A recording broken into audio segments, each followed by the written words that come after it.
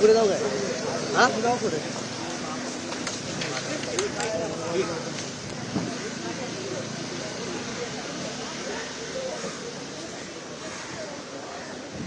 हे दृश्य आपण बघत आहोत.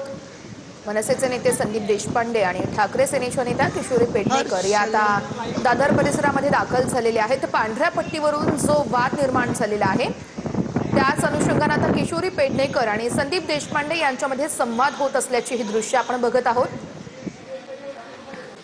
घाटकोपरमधील पांढऱ्या पट्टीच्या वादानंतर आता पांढरी पट्टी ही थेट शिवतीर्थच्या अंगणात बघायला मिळाली होती आणि त्याचवरून संदीप देशपांडे आक्रमक झाले होते. मनसेच्या इशाऱ्यानंतर पालिकेकडून ही पांढरी पट्टी हटवण्यात देखील आली होती आणि त्याच नंतर आता किशोरी पेडणेकर या त्या ठिकाणी दाखल झाल्याचं आपण या दृश्यांमध्ये बघतोय. आणि किशोरी पेडणेकर आणि संदीप देशपांडे यांच्यामध्ये काहीसा संवाद सुरू आहे.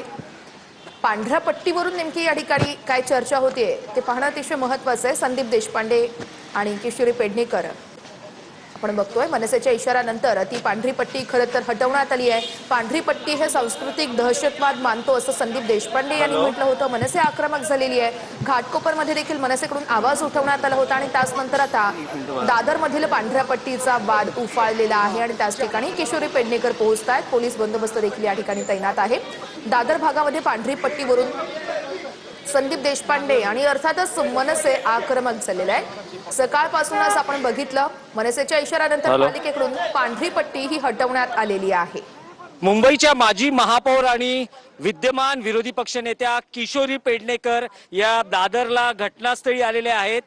पांढरी पट्टी वाद हा घाटकोपर पूर्व येथून दादर पश्चिम येथे पोहोचला होता. आज सकाळी मनसेनं दादर विभागात आखण्यात आलेल्या या पांढऱ्या पट्टीला आक्षेप घेतला होता आणि त्यानंतर ही पांढरी पट्टी महापालिकेनं मिटवलेली आहे. पण संदीप देशपांडे यांची भेट घेणं आणि नेमका पांढऱ्या पट्टीचा वाद समजून घेणं यासाठी मुंबई महापालिकेच्या विरोधी पक्षनेत्या किशोरी पेडणेकर या घटनास्थळी पोहोचलेल्या आहेत. त्या पाहणी करता आहेत आणि नेमका वाद जाणून घेता आहेत की नेमकं हे सगळं कशामुळे होतं आहे. संदीप देशपांडे यांनी त्यांच्याकडे मागणी केलेली आहे की मुंबई महापालिकेत तुम्ही हा विषय जरूर घ्या, कारण यामुळे धार्मिक वाद निर्माण होतो आहे आणि हा सांस्कृतिक दहशतवाद असल्याचं संदीप देशपांडे यांचं म्हणणं आहे. आज सकाळी जो वाद झाला आणि त्यानंतर स्थानिक पोलीस आणि मुंबई महापालिकेनं या वादात हस्तक्षेप करत या वादावर नियंत्रण मिळवण्याचा प्रयत्न केला आणि पांढरी पट्टी आता ही हटवण्यात आलेली आहे. पण अजूनही इथे थोडी तणावपूर्ण शांतता आहे. संदीप देशपांडे यांनी हा विषय लावून धरलेला आहे. त्यांचं असं म्हणणं आहे की ज्यांनी ही पांढरी पट्टी आखली त्यांच्याकडून नुकसान भरपाई वसूल करण्यात यावी आणि त्यांच्यावर पोलिसांमध्ये गुन्हा दाखल करण्यात यावा. मुंबई महापालिकेचा स्थानिक विभागीय कार्यालय किंवा सहाय्यक आयुक्त या प्रकरणी काय भूमिका घेतात हे पाहणं गरजेचं असेल. पण तूर्त किशोरी पेडणेकर या दादरमधील पांढऱ्या पट्टीच्या वादा ठिकाणी पोहोचलेल्या आहेत आणि त्या संदीप देशपांडे यांच्याकडून माहिती घेत आहेत.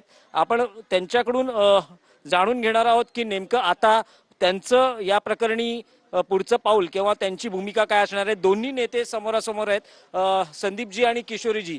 किशोरीताई, तुम्ही बघतात की मुंबईमध्ये हा पांढऱ्या पट्टीचा पहिला वाद घाटकोपरमध्ये सुरू झाला आणि त्यानंतर आता दादरपर्यंत पोहोचला आहे. मुळामध्ये आपण सर्व एका देश वेगळ्या स्थितीत चाललेला आहे. आपला रुपया खाली घसरतो आहे आणि आमच्या विचाराची पातळी पण घसरायला लागली आहे. मुळात हा वाद निर्माण करण्याचा प्रश्नच नव्हता. कुठलेही कोणी साधू संत मुनी कोणी येऊ दे, ज्या कॉमन रस्त्यावर ज्याच्यावर महापालिका म्हणा म्हाडा म्हणा ज्याची ज्याची मालकी असते तो सर्व लोकांसाठी वाहिलेला रस्ता आहे आणि त्या रस्त्यावरती येऊन असे पांढरे पट्टे मारून आपल्यामध्ये काहीतरी भेदाभेद आहे, आपल्यामध्ये धर्माचा भेदाभेद आहे, हिंदूमध्येच आपल्यामध्ये विचारांचा भेदाभेद आहे. हा घाटकोपरमधला जो निर्माण झालाय याचा अर्थ सत्ताधाऱ्यांनी बघायला पाहिजे की हा वाद निर्माण करून तुम्हाला काय मिळवायचंय. ज्यांनी कोणी हा तयार केलाय मुळात असा पट्टा मारायला देणारच नाही, कारण फक्त पट्ट्याची जे रहदारीचा पट्टा असतो म्हणजे फुटपाथ पासून गाड्यांची रस्त्याला 2-2 मीटरच्या वगैरे त्या पट्ट्या मान्य आहेत. कारण त्याला काहीतरी एक बेस आहे. हा बेसलेस आहे. हा जाणून बुजून मुद्दाम तयार केलेला वाद आहे. आणि का आपापल्यामध्ये आपण अशी फाळणी करून घ्यावी. तुम्ही मुंबई महापालिकेत हा मुद्दा उपस्थित करणार आहात?